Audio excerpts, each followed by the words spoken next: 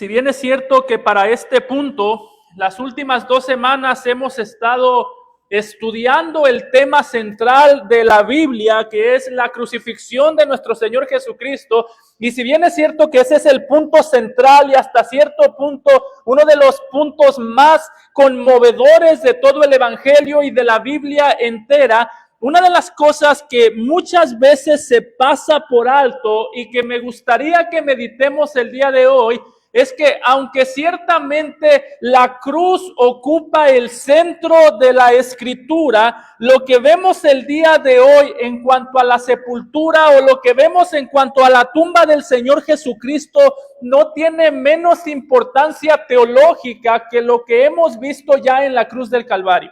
Es decir, nosotros como cristianos primeramente nos enfrentamos o nos identificamos con la cruz. Es cierto que hablamos de que Jesús murió por nuestros pecados, que nuestro viejo hombre fue crucificado juntamente con Cristo.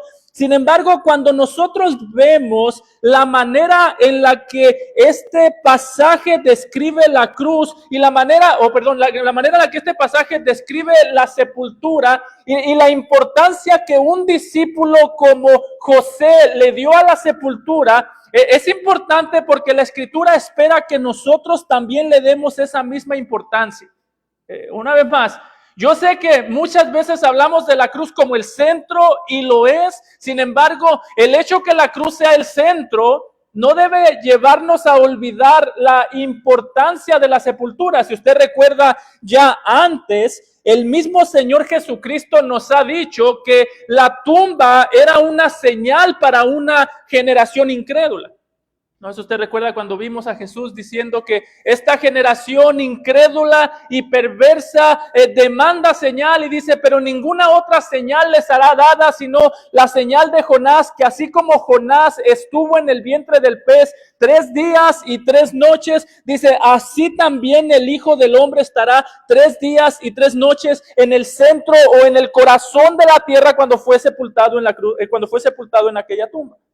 Es decir, hermano, no sé si alguna vez tú has pensado en esto, pero la manera en la que tú meditas en la sepultura del Señor Jesucristo debería de impactar mucho la manera en la que tú vives para el Señor Jesucristo. De hecho, es interesante que cuando Marcos nos describe a José viniendo a buscar el cuerpo del Señor, en lugares como Marcos 15:43, no solamente nos describe a José como una persona interesada en buscar el cuerpo, sino como un modelo de persona de cómo debe lucir todo ciudadano del reino. De hecho, si usted va conmigo a Marcos 15:43, note que cuando Marcos describe a José, lo describe como alguien que esperaba el reino, cuando dice que José de Arimatea, miembro noble del concilio, dice que también esperaba el reino de Dios, vino y entró osadamente a Pilato y pidió el cuerpo de Jesús. Es interesante las palabras que se usan para hablar de José. No dice que solamente vino y pidió el cuerpo, sino que vino osadamente, es decir, hasta cierto punto fue un atrevimiento de su parte venir y pedir el cuerpo del Señor Jesucristo. Y la razón por la que dice que vino y pidió el cuerpo mientras esperaba el reino, ¿sabes por qué es, hermano? Porque la Biblia espera que la actitud que vemos en este pasaje en José, la veamos en todo aquel que es un ciudadano del reino. El ciudadano del reino honra al rey mientras vivió, honra la cruz del rey, pero al mismo tiempo el ciudadano del reino honra la sepultura del rey, y la manera en la que la honra es actuando de la misma manera que José actuó en esta ocasión. Por eso, hermano, yo creo que en este pasaje nosotros no perdamos el enfoque. El punto aquí no es solamente que nosotros tengamos la información de dónde fue crucificado, de dónde fue sepultado el Señor Jesucristo. El punto de Mateo aquí no es solamente decirnos que fue sepultado de tal manera que nosotros nos hagamos una idea del lugar donde fue sepultado, sino que el punto de decirnos este pasaje, de mostrarnos a José, de mostrarnos a Jesús siendo sepultado, es mostrarnos, hermano, el carácter que debe haber en ti y que debe haber en mí para querer honrar al Señor Jesucristo. Una vez más, si la sepultura del Señor Jesús no nos impacta, si la sepultura del Señor Jesús no nos lleva a experimentar la libertad, no hemos entendido lo que quiere decir que Él haya sido sepultado. De hecho, yo me atrevería a decir, si tú no entiendes la sepultura, es posiblemente que no hayas entendido la profundidad de la cruz. Si no entiendes la profundidad de que tus pecados fueron sepultados juntamente con Cristo, como dice Pablo en Romanos 6, que somos sepultados juntamente con Él para muerte por el bautismo, es porque posiblemente no has entendido lo que implica que fuiste crucificado con Él. Todo esto forma parte del Evangelio. De hecho, la sepultura es parte esencial del Evangelio. Por eso dice Pablo en 1 Corintios 15 que Él vino y les predicó que Cristo Jesús murió conforme a las Escrituras, y dice que fue sepultado conforme a las Escrituras y que resucitó al tercer día conforme a las Escrituras. ¿Por qué? Porque cuando nosotros reconocemos la manera en la que Jesús enterró nuestro pecado en aquella tumba, podemos salir a libertad.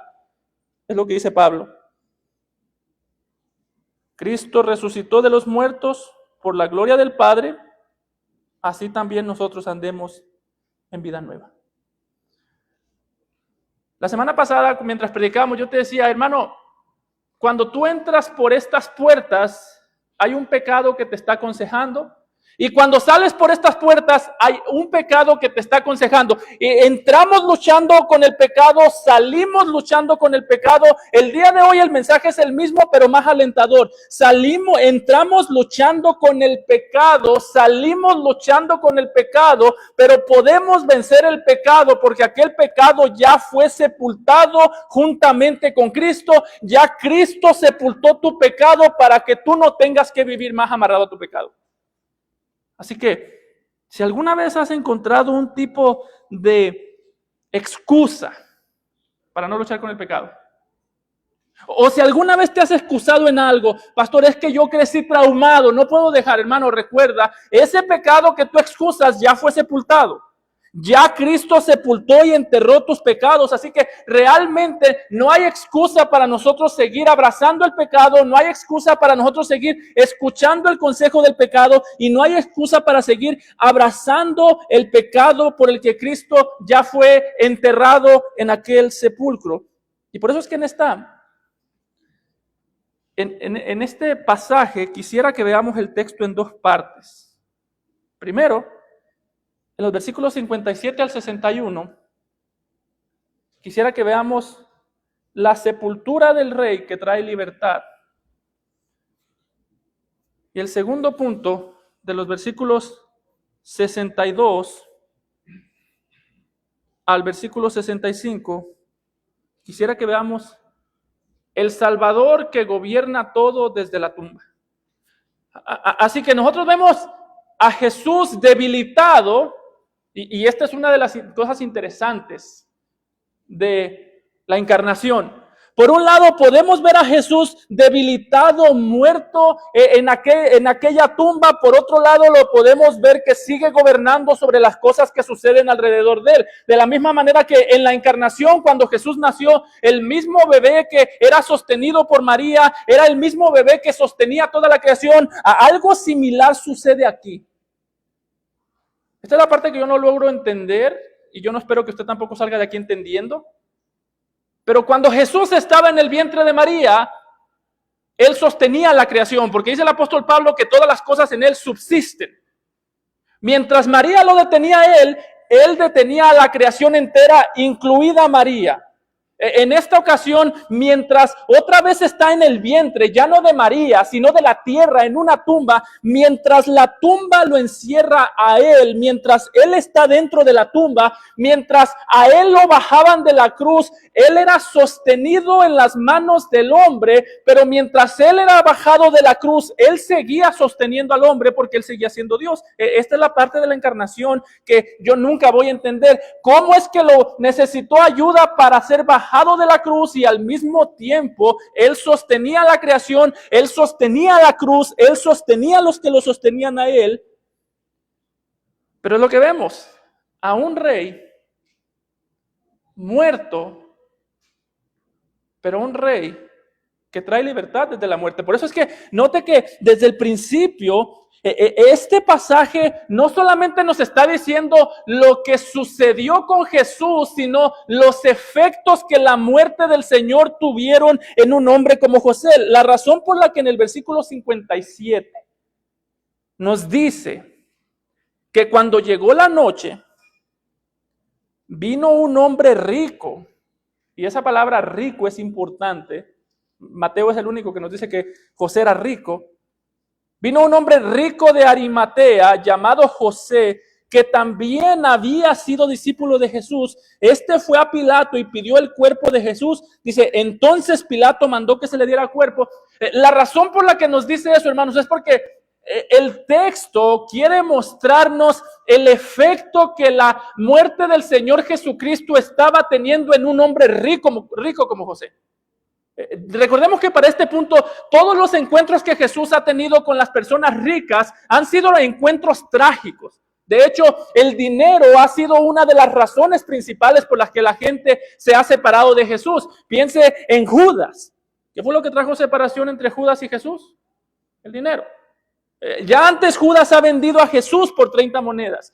Ya antes hemos visto el amor que el hombre le tiene al dinero en Mateo, cuando los vendedores en el templo estaban más interesados en ganar dinero vendiendo animales en el templo que en adorar a Dios. Hemos visto una y otra vez la manera en la que el dinero ha sido una separación entre el hombre y Jesús. Sin embargo, el texto quiere mostrarnos ahora la manera en la que la cruz impacta la relación que el hombre tuvo con el dinero. Dicen que a los hispanos hay dos cosas que no nos gusta, hermanos: que hablen de nuestra mamá o que nos hablen de dinero. Yo hoy no le voy a hablar a usted de su mamá, pero, hermano, creo yo que una de las cosas que este texto nos está diciendo es que si la muerte del Señor Jesucristo no ha impactado la relación que tenemos con las riquezas, deberíamos considerar si la muerte del Señor Jesucristo nos ha impactado. No se puede servir a dos señores, dijo el Señor Jesucristo. Se tiene que renunciar a uno. Y creo yo que si hay una área en la que nosotros muchas veces somos permisivos, es en esta área. ¿Por qué? Porque si hay una cosa que nosotros somos buenos para disfrazar, es el amor que nosotros le tenemos a las riquezas. De hecho, este pasaje nos quiere hacer un contraste entre José de Arimatea y el joven rico que ya antes habíamos visto. ¿Recuerda usted en Mateo 19:22 cuando nosotros vimos a un joven rico que se le acercó a Jesús y le dijo: Maestro bueno, ¿qué haré para ganar la vida eterna? Y cuando Jesús le dijo: vende todo lo que tienes y ven y síguenos, nos dice Mateo 19:22 que este joven se fue triste porque tenía muchas posesiones. Note que él no se fue triste porque iba a perder su alma. Él se fue triste porque sentía que sentía y vio en riesgo sus posesiones. A él no le quitaba el sueño que su alma estaba en pecado. A él le quitaba el sueño que su cuenta de banco se pudiese ver mal. Y este es el contraste que nosotros vemos entre José y este hombre. ¿Cuál es la diferencia de los dos? Que el problema más grande cuando se trata del discipulado no es cuando nosotros tenemos dinero en las manos. El problema más grande es cuando nosotros tenemos palabras de sabiduría en la boca, pero amor por el dinero en el corazón. Ese era el problema de aquel hombre y eso es lo que hace diferente a José. La diferencia entre José y el hombre rico no es que uno era más rico que el otro, no. Es que los dos tenían dinero en las manos, pero solamente uno tenía fe por Jesús en el corazón. Por eso, hermano, ten mucho cuidado tú de haber creído un evangelio que no impacta la relación que tú tienes con el dinero. Y yo no estoy hablando de esta doctrina de, hermano, trae todo lo que tú tienes a la iglesia y Dios te lo va a multiplicar. No, yo no estoy hablando de que tú tienes que dar más. Yo no estoy hablando de que tú tienes que entregar o ser manipulado con tu dinero. Lo que yo estoy hablando es que si a ti te sigue quitando el sueño el dinero y no te quita el sueño tu caminar con el Señor Jesús, tú te pareces más al hombre rico que a José. Se fue triste porque tenía muchas posesiones. Qué irónico, ¿no? Uno pensaría, tenía muchas posesiones y esas muchas posesiones le dieron felicidad. No, se fue triste porque tenía muchas posesiones y para él todo lo que atentase en contra de sus posesiones era una amenaza que tenía que ser eliminada. ¿Sabe qué es lo más irónico de estos dos hombres? Que el joven rico se negó a seguir a Jesús mientras Jesús estaba vivo, mientras este hombre estuvo dispuesto a identificarse con Jesús cuando Jesús estaba muerto. Esa es la diferencia. ¿Sabes qué tan peligroso es el amor al dinero, hermano? Tú podrías tener a Jesús aquí. Tú podrías escuchar el sermón del monte en vivo. Tú podrías ver los milagros del Señor Jesucristo. Podrías ver su ejemplo, verlo a Él, tenerlo cara a cara. Pero el problema del amor al dinero es que te permite ver con los ojos, te permite entender con la mente, pero te impide creer la verdad del Señor Jesucristo con el corazón. Así que ten mucho cuidado tú con la relación que tienes, hermano, con las riquezas. No es más, no estamos aquí satanizando a los ricos, no estamos diciendo que los ricos son perversos, no estamos diciendo que los ricos son los únicos que tienen problemas del amor al dinero, no. El pobre tiene tantos problemas con el dinero como el rico, porque el problema no es tener dinero o no tener dinero, el problema es el amor al dinero. Dice Salomón mismo en Proverbios 1:19, que tales son las sendas de todo el que es dado a la codicia, de todo, dice, la cual quita la vida de sus poseedores. El joven rico vio a Jesús y por amor al dinero perdió la vida. José vio a Jesús colgado en la cruz y por amor a Jesús estuvo dispuesto a perder las riquezas. Tales son las sendas, dice Salomón, de todo el que es dado a la codicia, no solamente de los ricos, de todo el que es dado a la codicia, la cual le quita la vida de sus poseedores. El peligro del amor al dinero es ese, que te hace sentir vivo mientras te ayuda a cavar tu propia tumba. Hermano, ¿usted cree que los ricos realmente se sienten tan felices como dicen? ¿Quiere que le diga algo? Yo creo que sí. Y ese es el problema. Pastor, entonces la codicia no puede traer felicidad. Sí. ¿Usted cree que el joven rico no era feliz? Sí era feliz. En ese momento no fue feliz. ¿Usted cree que la codicia no puede traer felicidad? Yo creo que puede traer felicidad. Yo creo que puede traer una paz momentánea, verdadera. El problema no es que las riquezas no puedan traer felicidad. El problema principal es que las riquezas te pueden traer una felicidad que te hace sentir vivo mientras te ayuda a cavar tu propia tumba. Por eso es que se nos presenta a José como un hombre osado, un hombre que esperaba el reino, no porque era una persona pobre, sino que esperaba el reino porque cuando se identificó con Jesús, las riquezas siguieron estando en sus manos, pero dejaron de estar en su corazón. Así que ¿dónde están las riquezas tuyas el día de hoy, hermano? Usted puede decir, pastor, yo no sé. Te voy a dar un consejo para que sepas. Ve a ver tu cuenta de banco y mira para dónde se está yendo todo tu dinero. Ahí está tu Dios. Ve a ver los necesitados que te rodean y mira cuánto te duele o mira cuántas excusas pones tú para suplir necesidades ajenas. Ahí está tu Dios. Donde está vuestro tesoro, ahí está también el corazón. La cuenta de banco no engaña. Si tú eres capaz de utilizar solo en ti, es porque la cuenta de banco te está diciendo tú eres tu propio Dios. Si tú eres capaz de ser una persona que cierra su corazón a las necesidades, es porque estás adorando las riquezas. Así que el problema aquí no es con cuánto yo tengo, el problema aquí es a qué estoy yo postrado, porque yo no puedo postrarme al creador del oro y la plata y al mismo tiempo estar postrado ante la plata. Eso es lo increíble de José.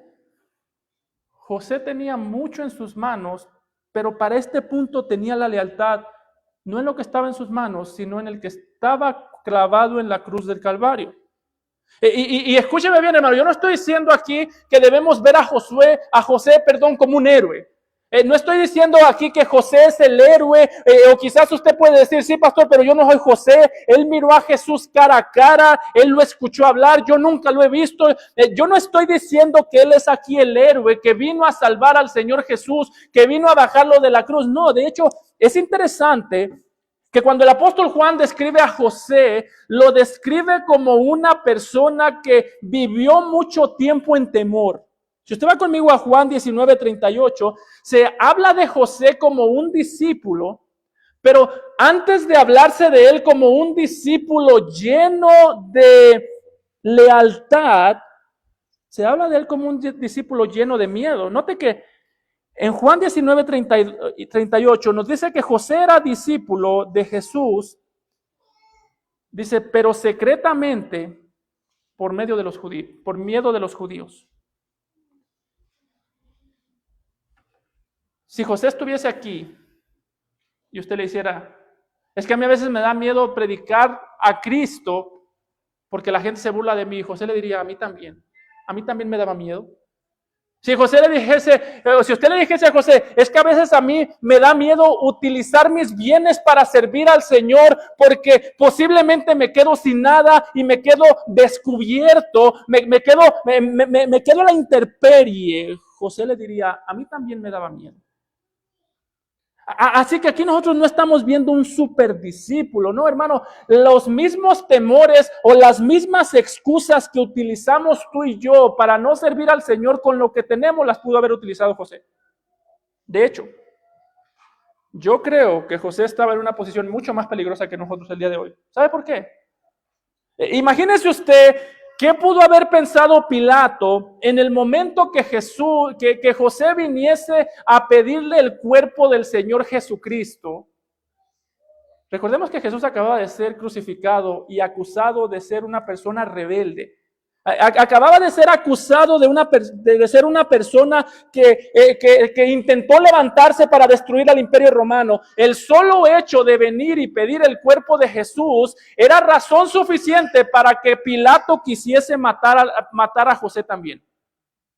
Así que posiblemente José no vino valiente, sin miedo, a pedir el cuerpo.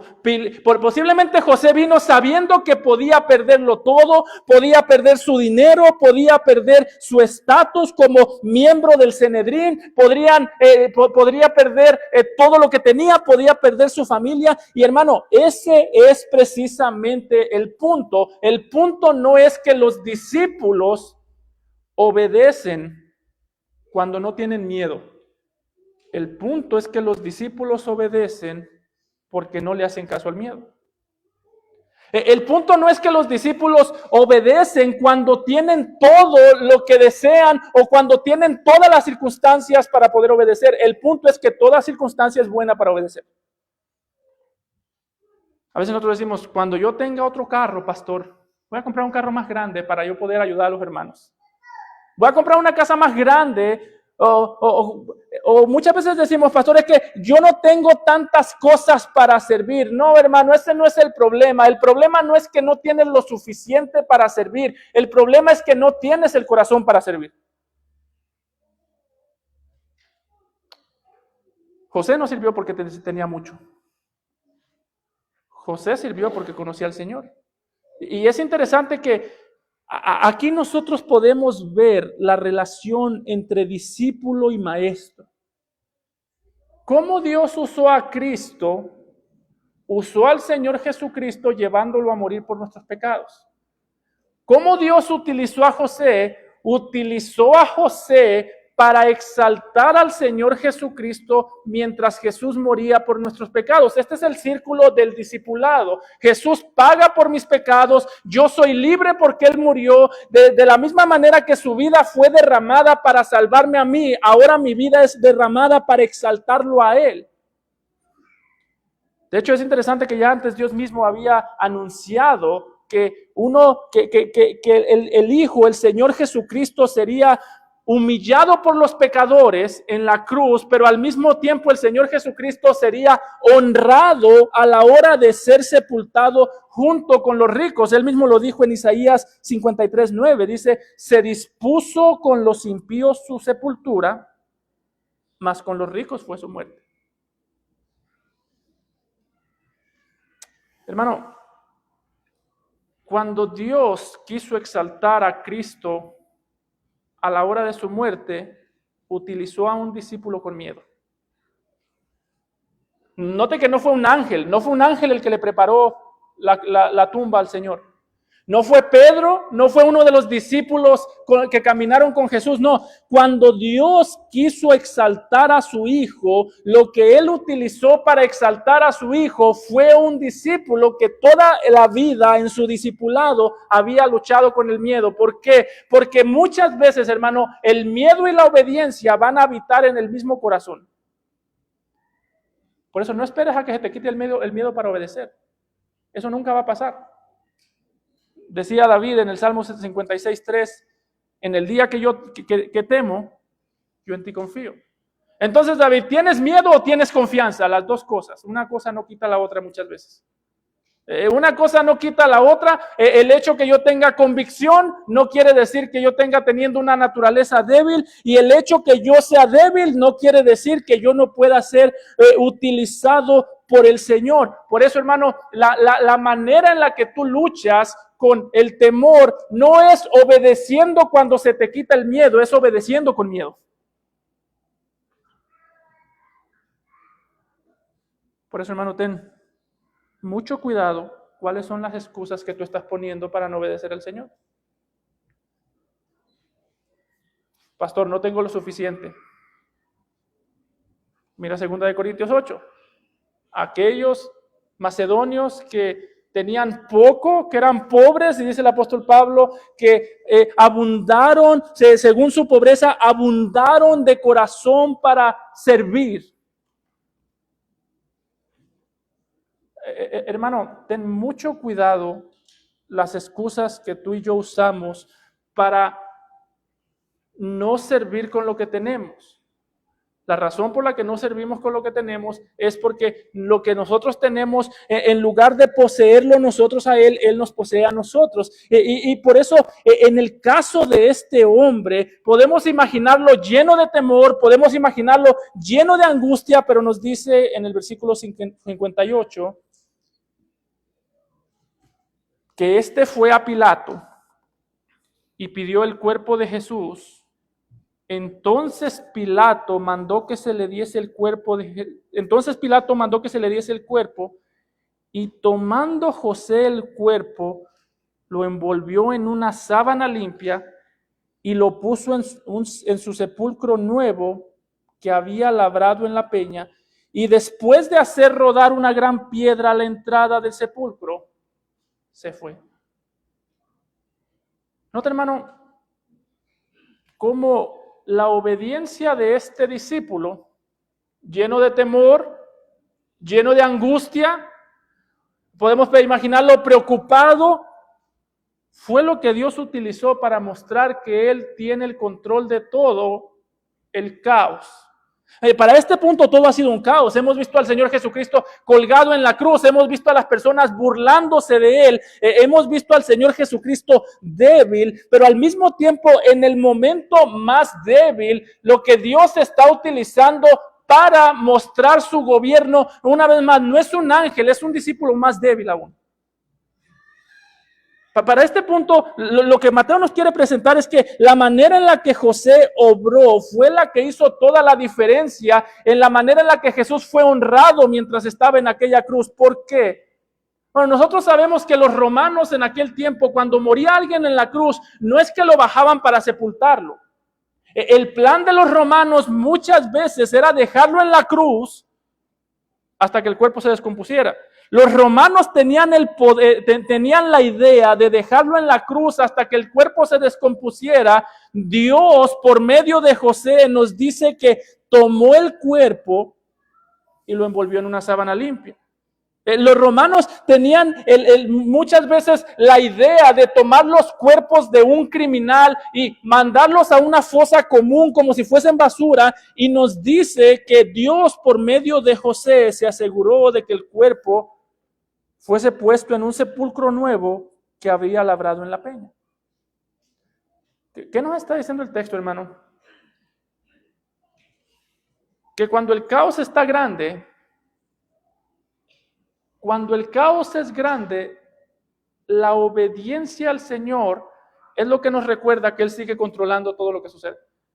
Es decir, nosotros no podemos negar que el mundo se siente como un caos. ¿Sabes qué es lo que nos hace confiar en el Señor? La obediencia en medio del caos es lo que me hace a mí descansar en que el Señor es el que está gobernando sobre el caos. Por eso, la próxima vez que tú te sientas en un caos, recuerda, el hecho que el mundo sea un caos no quiere decir que sea un caos sin control. En este punto había caos, pero Dios seguía controlando hasta el punto en el que por medio de José, Él estaba mostrando su control y Él estaba mostrando su gobierno para exaltar al Señor Jesús. Por eso es que las circunstancias, hermano, son muchas veces la excusa que nosotros ponemos para no obedecer al Señor, cuando las circunstancias son lo que nos recuerdan que debemos obedecer al Señor, porque cuando todo lo demás tiembla, el Señor sigue estando firme. Cuando todo lo demás tembló, el Señor seguía estando firme en la misión de exaltar a su Hijo. De hecho, algo interesante de este pasaje es que en este pasaje todo mundo tenía malas intenciones a la hora de utilizar o a la hora de mover el cuerpo del Señor Jesús, pero las malas intenciones fueron el instrumento de Dios para honrar a Jesús. Piénsalo de esta manera, hermano. ¿Por qué fue que Pilato permitió que se bajase el cuerpo de Jesús?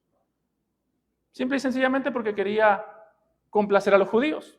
Nos dice el apóstol Juan en Juan 19:41 que los judíos querían que se le quebrasen las piernas a Jesús y fuese quitado de ahí. El día de reposo estaba cerca y decían, ese cuerpo ahí da muy mal aspecto. Que lo bajen, que le quiten las piernas y que lo bajen de ahí. Las malas intenciones de los judíos y las malas intenciones de Pilato fueron el instrumento de Dios para que Jesús fuese sepultado conforme a la palabra de Dios.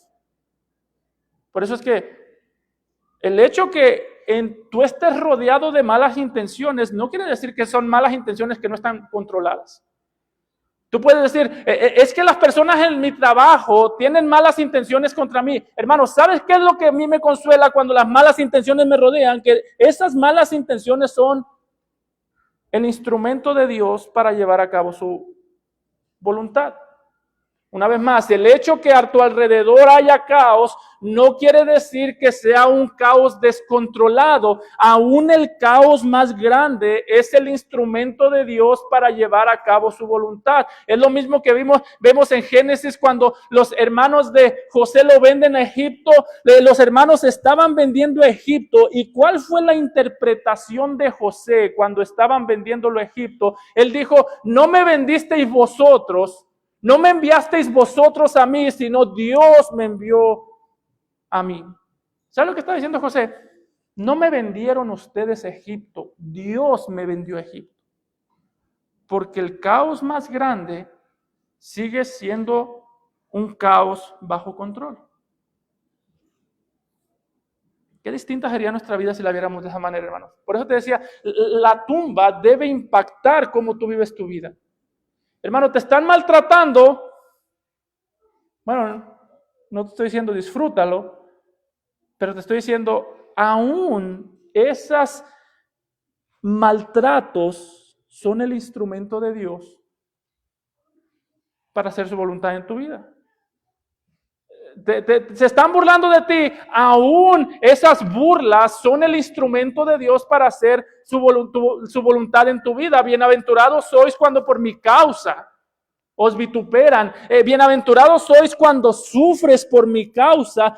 Dice el apóstol Juan que es la voluntad de Dios que haciendo, obedeciéndolo a Él, suframos, no como malhechores, sino como hijos obedientes. Por eso es que el problema principal no es que nosotros muchas veces estamos en circunstancias perversas. El problema principal es que nosotros divorciamos las circunstancias perversas de nuestra santificación y divorciamos las circunstancias perversas de la voluntad de Dios. Déjeme ser claro, no estoy diciendo que Dios se deleite en los perversos, estoy diciendo que aún los perversos,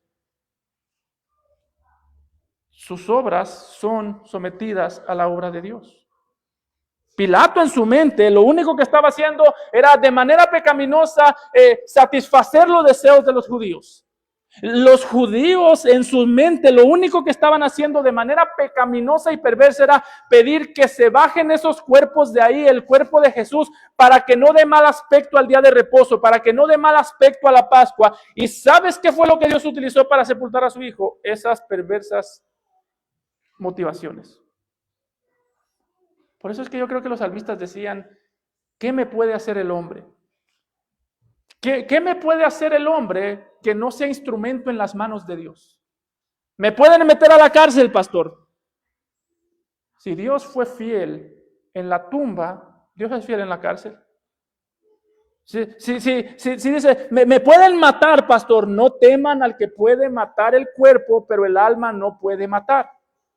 Me pueden perseguir, pastor. Hermano, decía uno de los padres de la iglesia que la sangre de los cristianos es la semilla que Dios usa para plantar el evangelio. No estamos diciendo que el hombre no te puede hacer nada. Lo que estamos diciendo es que el hombre no te puede hacer nada que no sea utilizado por Dios. Es interesante cómo nosotros vemos la vida de personas como el apóstol Pablo. A Pablo usted lo metía a la cárcel y ¿qué pasaba? Evangelizaba a los guardias. Escribe, desde la cárcel les mandan saludos la guardia del la guardia del César. Usted le metía a Pablo a la cárcel, igual él andaba buscando pecadores a quien predicarles el evangelio. Usted le quitaba la comida a Pablo, decía, sé vivir humildemente. Usted le daba riquezas a Pablo y decía, por todo y en todo estoy enseñado. Sé vivir humildemente y sé tener abundancia.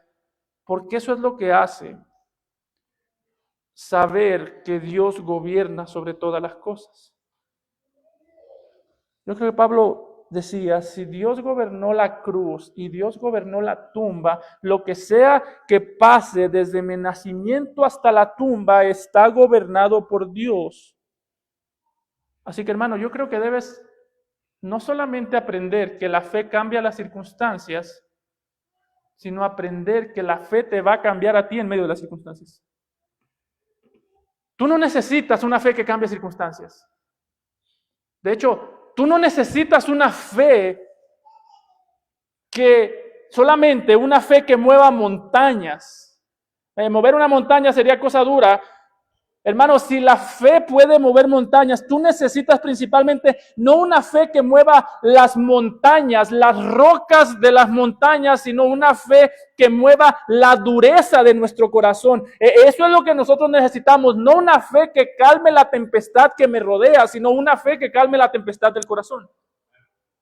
Por eso es que José se atrevió a pedir el cuerpo. Por eso es que José inclusive se atrevió a bajar el cuerpo, a ponerlo en la tumba, sabiendo que eso le podía traer problemas. Porque yo creo que José podría decir, para mí el vivir es Cristo, el morir es ganancia. Delante de esa cruz, yo creo que él decía, él sigue valiendo más que todo lo que yo tengo. Por amor a la cruz, yo lo he perdido todo. Y es interesante, hermanos, que en el versículo 60, el texto nos habla de la tumba y dice que la puso en su sepulcro nuevo. Note que ahí cada palabra es importante. No solamente nos dice que la puso en un sepulcro. Alguien podría decir, si José era rico, posiblemente tenía muchas tumbas, pero no. José nos dice que lo puso en su sepulcro. Es decir, ese sepulcro estaba preparado para José. Así como nosotros hacemos el día de hoy, que todos estamos vivos, pero compramos las tumbas ya para cuando nos moramos. Yo creo que aquí la imagen es mucho más hermosa, no solamente porque Jesús acaba de morir en la cruz de un pecador. Jesús murió en la cruz de Barrabás, pero aquí también nos dice que Jesús fue sepultado en la tumba de un pecador. ¿Por qué, hermano? Porque hasta que nosotros no entendamos que esa tumba te pertenecía a ti, me pertenecía a mí, hermano, tú vas a seguir cargando con tu pecado. De hecho, yo me atrevería a decir que una de las cosas más difíciles de tener el día de hoy no es una fe que mueva montañas. El día de hoy yo conozco muchas iglesias que se promueven como iglesias de una superfe. Y la gente cree eso con facilidad. El día de hoy es más fácil para una persona creer que Dios lo puede sanar del cáncer a creer que Dios lo ha sanado y le ha perdonado todos sus pecados. Ahí es donde entra la fe sobrenatural. La tragedia muchas veces, hermano, no es solamente que nos falta fe para pensar que Dios puede cambiar las circunstancias. No, la tragedia más grande es creer que Dios puede cambiar circunstancias, pero no ver la necesidad de que Dios me cambie a mí. La tragedia más grande es cuando las circunstancias me quitan el sueño, pero los pecados del corazón me dejan tranquilo. Hermano, hasta que tú no entiendas que Jesús fue enterrado con tus pecados en aquella tumba que te pertenecía a ti, tú seguirás adorando las cosas que tienes y negándote a servir al Señor con lo que tienes. ¿Qué cosa que la Biblia nos habla tan claramente de este hombre, José? De hecho, es tan clara el contraste de José con el resto de las personas que si nosotros notamos, la Biblia nos dice que era la Pascua, nos dice que era el día de reposo y el solo hecho que José se haya identificado con Jesús traía un problema doble, un problema primero porque José se exponía a sufrir en manos de los judíos. Otro problema porque el solo hecho que José haya tocado el cuerpo de Jesús le impedía a él celebrar la Pascua. Números 9:6 decía que todo aquel que tocara un cadáver no podía celebrar la Pascua, que era impuro. Y este es el contraste interesante, hermanos, que cuando los judíos mataron a Jesús, le pidieron a Pilato, baja el cuerpo para que no le dé mal aspecto a la celebración de la Pascua. Ellos decían, matar al Hijo de Dios no tiene ningún problema. Ahora, contaminar el día de Jehová o contaminar el día de reposo, con el cuerpo, ese sí era un gran problema. Esa es la esencia del legalismo. La esencia del legalismo está dispuesto a desobedecer siempre y cuando esa desobediencia no lo haga ver mal. O está dispuesto a obedecer siempre y cuando esa obediencia la pueda presumir. En el caso de José, nosotros vemos todo lo contrario. Él no lo vemos dispuesto a desobedecer, pero sí lo vemos dispuesto a ser excluido de la celebración por causa del Señor. Es irónico que los judíos celebraron la Pascua mientras rechazaron al que cumplía la Pascua. Celebraron la Pascua mientras rechazaron a aquel que vino a cumplir la Pascua, mientras que José no celebró la Pascua, pero honró al que cumplió la Pascua. Si usted me preguntara qué es lo que hacía distinto a José, no era que era generoso, aunque fue generoso con su dinero. No era que no tenía miedo, aunque tuvo que armarse de valor para ir a pedir el cuerpo. No, lo que lo hacía diferente es que él reconoció en su corazón al rey y todas las demás virtudes provienen de ahí. Este es el contraste entre el fariseísmo y el cristianismo. El fariseísmo ofende a Dios, pero siempre se preocupa de verse bien. El cristianismo se identifica con Dios, así sea que eso no lo haga ver bien. Por eso, hermano, cuando tú vayas a trabajar mañana, tú vas a estar en una disyuntiva. O tú mañana te identificas con Cristo y eres rechazado por causa de Él, como le pasó a José, que fue rechazado, no pudo celebrar la Pascua por causa de Cristo. O tú te escondes de Cristo o escondes a Cristo y Cristo es rechazado por causa de ti. Estas son las dos cosas que estamos haciendo. O nosotros somos rechazados por el hombre por causa de Cristo, por obedecerlo a Él, por seguirlo a Él, o nosotros somos rechazados por causa de Cristo, o Cristo es rechazado por causa de nosotros, porque no queremos que nos vean débiles como fue débil Él, no queremos que nos vean como fue Él, o tú amas a Cristo y hablas de Él, o tú te amas a ti mismo y lo callas a Él. En el caso de José, estuvo claro dónde estuvo su lealtad, pero ¿dónde está la tuya? Y otra vez, ten mucho cuidado de justificarte por las circunstancias, porque las circunstancias siempre son buenas para obedecer, las circunstancias siempre son buenas para honrar al Señor. En este punto, las circunstancias eran malas para todos, eran malas para Jesús y obedeció, eran malas para José y obedeció. En el versículo 61, eran malas para las mujeres que estuvieron con Jesús y estuvieron ahí y obedecieron. Pero hubo otro grupo. Nota el versículo 62 al 64. Al día siguiente, que es después de la preparación, después de reposo, se reunieron los principales sacerdotes y los fariseos ante Pilato diciendo: Señor, nos acordamos que aquel engañador dijo viviendo aún: después de 3 días resucitaré. Manda pues que se asegure el sepulcro hasta el tercer día, no sea que vengan sus discípulos de noche y lo hurten y digan al pueblo: resucitó de entre los muertos, y será el postrer error peor que el primero. Note que las circunstancias estaban malas para todos y las únicas para los que estaban tranquilas fueron desobedientes. ¿Por qué? Porque interesantemente este pasaje nos muestra cómo el Señor está gobernando sobre todas las cosas, que inclusive nos muestra la desobediencia de estas personas como un instrumento de Dios para dar a conocer la resurrección del Señor Jesucristo más tarde.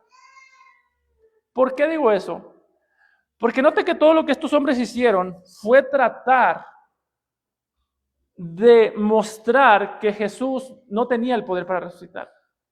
Ellos vinieron a Pilato y le dijeron: este engañador dijo que iba a resucitar, manda soldados que cuiden la tumba. ¿Y sabe qué es lo interesante de esto? Que estos hombres mandaron a estos soldados para demostrar que Jesús no iba a resucitar. Y al final estos soldados resultaron ser los testigos de que Jesús sí resucitó.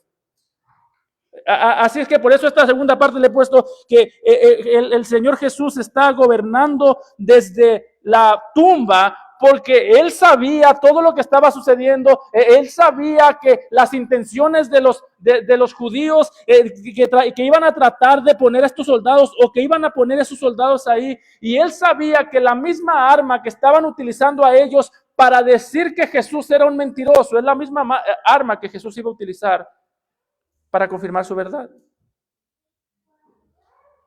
Este es el consuelo más grande, hermano, una vez más.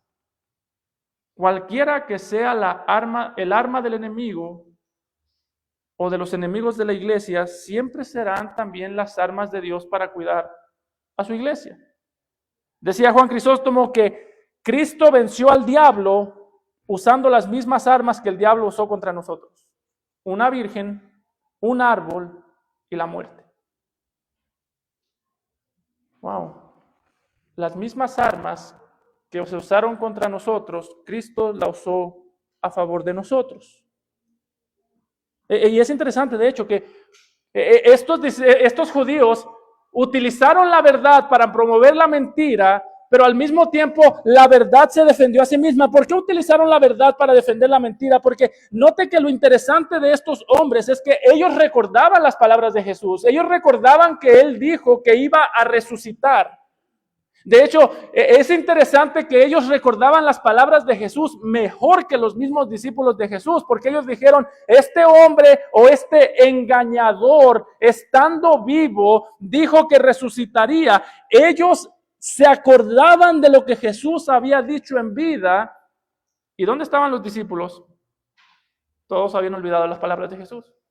De hecho, el mismo Juan nos dice en Juan 29 que los discípulos no habían entendido la escritura, que era necesario que Él resucitara de los muertos. En este punto, estos judíos tenían en una estima muy alta a los discípulos. Decían, los discípulos pueden venir y robar el cuerpo y decir que resucitó. La realidad es que por la mente de los discípulos jamás pasó a robarse el cuerpo. Ellos querían estar lo más lejos del cuerpo posible.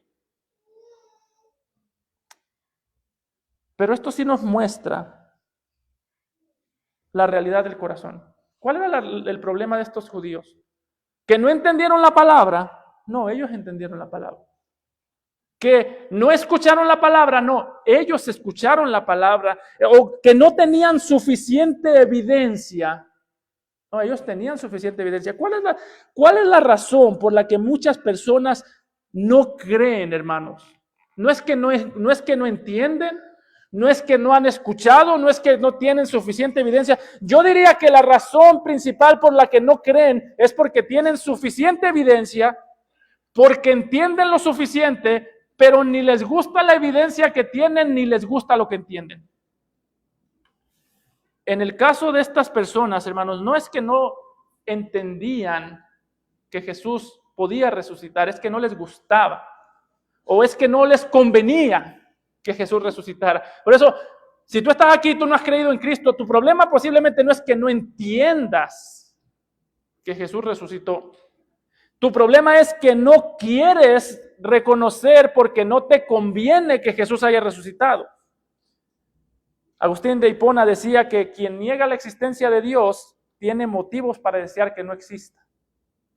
Quien niega la existencia de Dios tiene motivos para desear que Dios no exista. Podríamos decir que estos judíos negaban la resurrección del Señor Jesucristo no porque tuviesen pruebas de que no resucitó, sino porque deseaban o tenían motivos para desear que Jesús no haya resucitado. Por eso yo no me creo mucho el cuento de la gente que dice, es que no tengo suficiente evidencia. No, tú tienes evidencia.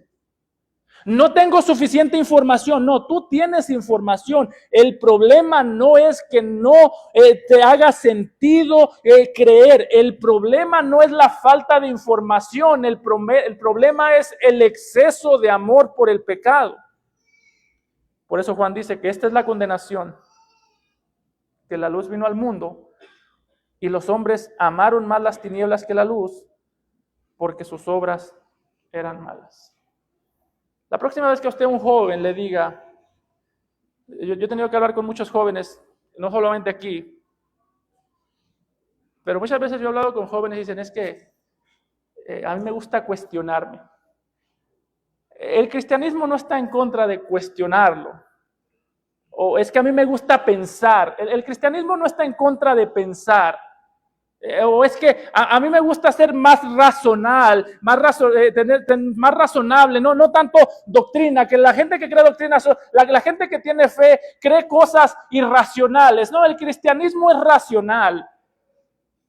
Tú no tienes que renunciar a ser racional, tienes que renunciar a amar tu pecado, y esa es la parte que no te gusta. Jóvenes, ustedes pueden engañarse con todo lo que quieran, pero la razón por la que ustedes no creen es porque aman su pecado. es porque sus obras son malas, porque la luz vino al mundo y a ustedes no les gustaron la luz porque sus obras eran malas. Sin embargo, nota, hermano, que aún en ese punto en que las obras del hombre eran malas, aún ahí podemos ver el gobierno de Dios. ¿Por qué? Porque estos hombres pidieron los soldados.